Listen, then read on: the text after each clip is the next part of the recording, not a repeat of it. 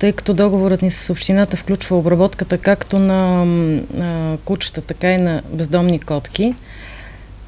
Всъщност, да спомена, може би представлява интерес за зрителите, че бяха обработени общо 436 животни, от които 34 са кучета, а останалите 402 са котки.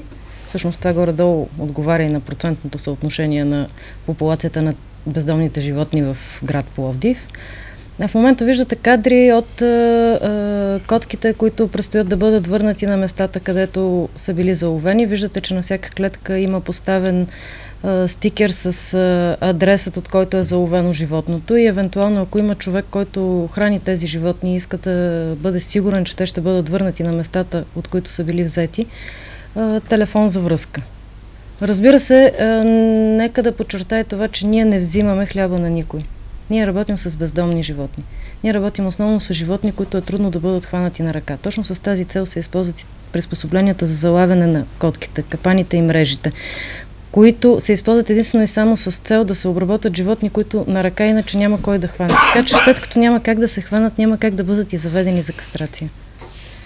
Доктор Шишков, чухме какви са резултатите. Останаха и котки за кастриране от ветеринарите в нашия град. 7000 да носа останали. И след тази кампания останаха, но не си довършихте мисълта.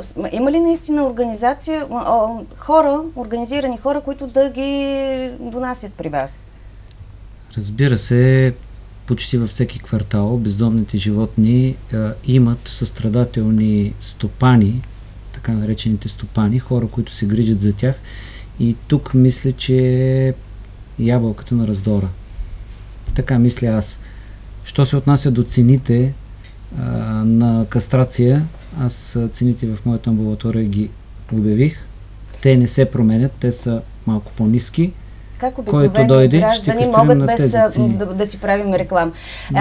Как могат обикновените граждани да разберат коя котка вече е кастрирана, за да не я носят повторно при ветеринарите и да се извършва несъществуваща манипулация? Сега искам аз да кажа, че по закон котките трябва да бъдат маркирани с чип или последния начин. Татуировка на едното ухо или триъгълен разрез на другото или марка съответна, която да се вижда от разстояние, което смятам в момента, че не се прави. Слага се само татуировка, която при всяка възможност следствие на травма, възпаление, ухапване и така нататък може да бъде заличена. Така ли е, доктор Иванов?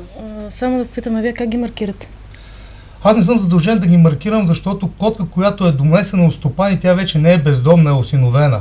Така че в закона... Доколкото знам от Наредба 18 е записано, че всяко едно домашно животно, след като е донесено със стопанин, трябва да бъде маркирано с татуировка или микрочип, така ли е?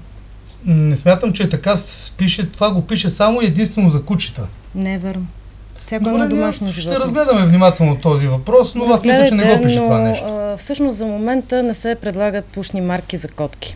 Самата, дори колегията в Пловдив е срещу V-образното рязане на ухото на кучетата, нали така? След като няма ушни марки за котки, по-добрият вариант е да има татуировка, отколкото да не е маркирана по никакъв начин.